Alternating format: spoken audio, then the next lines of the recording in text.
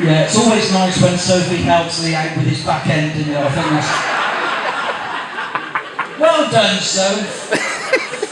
If anyone is shaking Sophie's hand, brilliant. I can't believe you said that. That's just classic. Right, listen. Have you all put your money in your heads and tails? We're going to do that now. Okay. So what you all need to do is just get on your feet. Yeah, stand up. All get up. Come on, get up. Shit, there's loads of you. Okay. Basically, before we do anything, I do need a tosser, and I think the biggest tosser in the room is just waiting here. Lee Summers. Fantastic. No, I'm just looking at your back end.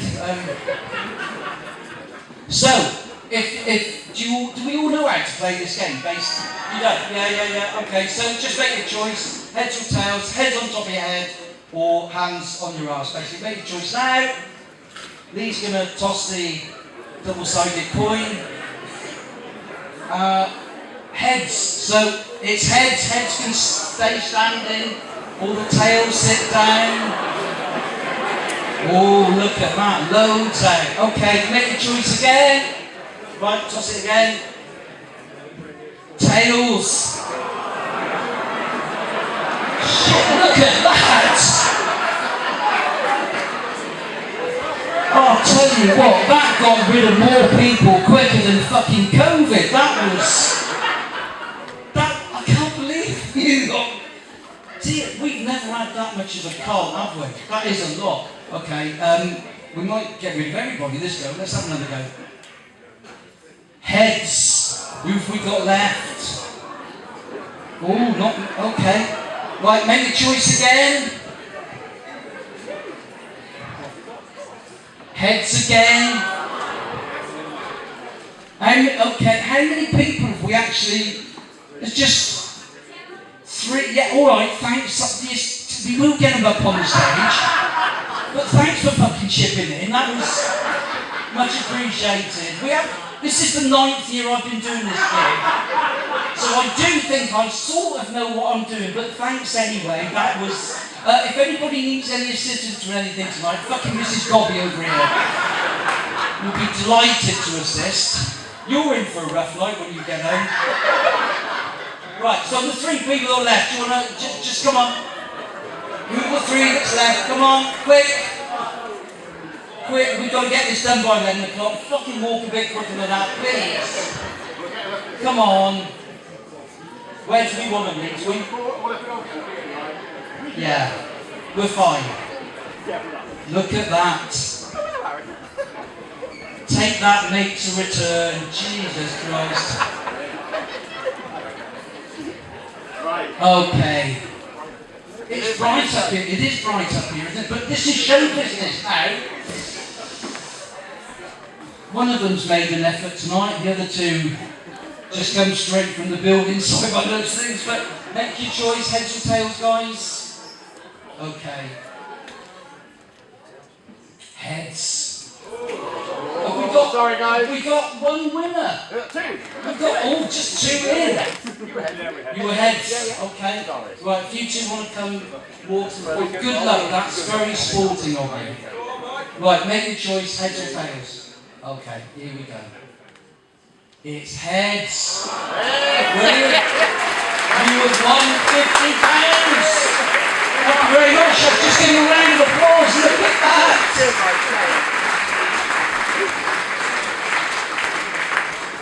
It was lovely watching you all earlier on at the bar, and like the queue for the cash only was just filled with fucking builders, electricians, plumbers. And on this table over here, we've got the VAT people in tonight, so that's good. So just by cheer, let's find out where everybody's from. We got any Foresters in? Yeah. Have we? Oh, a couple. That's lovely. And I don't know if you know this, but Cinderford were due to have a new 10-pin bowling alley opened in January, but they've had to delay it because they've had to send all the balls back to have another 4 holes built in them. So So we got a few people from the forest, that's nice. Have we got any strangers in? No, they're just off their tits on ketamine, aren't they? Absolutely no chance. Have we got any Cheltenham people in? Oh, listen to that. Not many. And I don't know if you know this, but a few years ago there was talk of Gloucester being twinned with Cheltenham. And BBC Gloucester went out into the city and asked people what they thought, and it was like, yeah, that seems a great idea, because, you know, Cheltenham got the festivals and the culture and everything. Yeah, twin them, that would be great. They went into Cheltenham, they found one person who was willing to speak on the radio, and I've got to be honest, her answer to the question, how do you feel about Gloucester being twinned with Cheltenham? Her answer for me sums Cheltenham people up, because she just said, ghastly. Brilliant. So Gloucester people, give us a Gloucester! Yes, that's better, loads. And I don't know if you know this, but we are getting our own version of Monopoly. Did you hear about this? And I bet we all know there's one fucking street that won't be on that board. It's not going to happen, is it? And they've had to change the playing pieces to represent our city.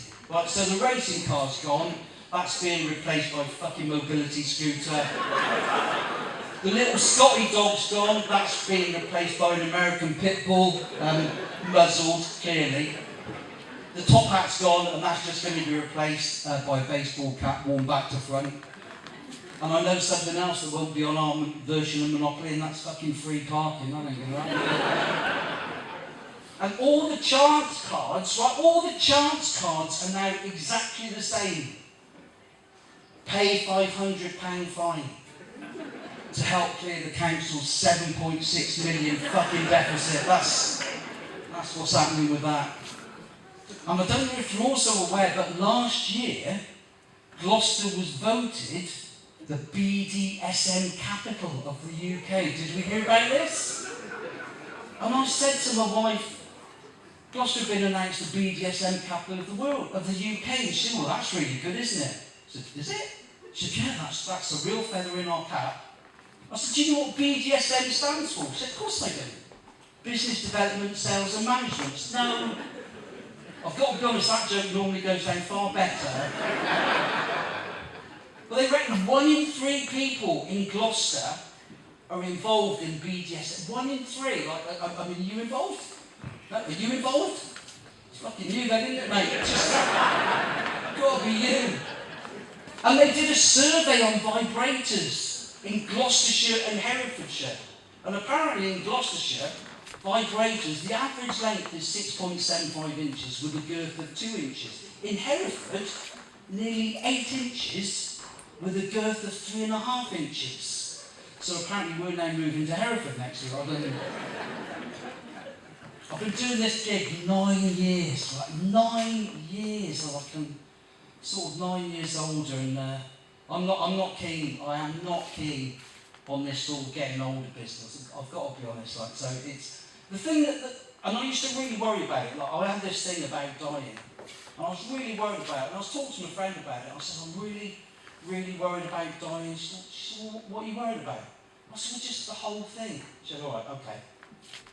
Remember that time when you were in the womb? And I'm like, well, no. She said, it'll be like that. And I thought, that's lovely, isn't it? That's, fucking hell, that's killed the room, hasn't it? That's just...